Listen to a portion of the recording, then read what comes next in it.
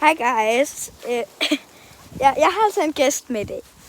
Og vi skal lige hjem til hende og hente noget tøj. Så vi går, det kan I lige se her. Og det sner sådan rigtig meget. Sådan, ja.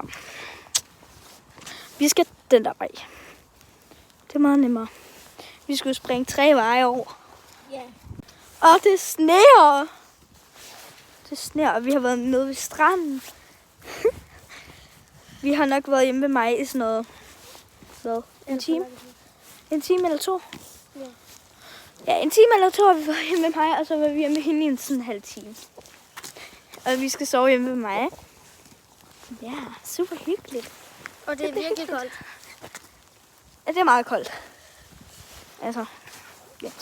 Og vi har altså ikke huer eller sådan noget på. Vi har kun huer på vores jakker. Så nu, der går vi og går og går og går og går.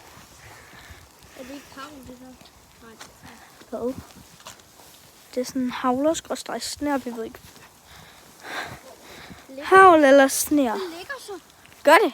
Det ligger så. Ej, ja. Tænk, hvor meget. Så vi skal bare hygge os, og så have det sjovt. Og det er lørdag i dag. Og vi skal have frikadeller. Frikadunser. Vi skal altså have frikadeller til aftensmad. Der er aftensmad kl. 18. Og det er om en time. Ja. Cirka 52 minutter. Ja. Så, det var bare en update.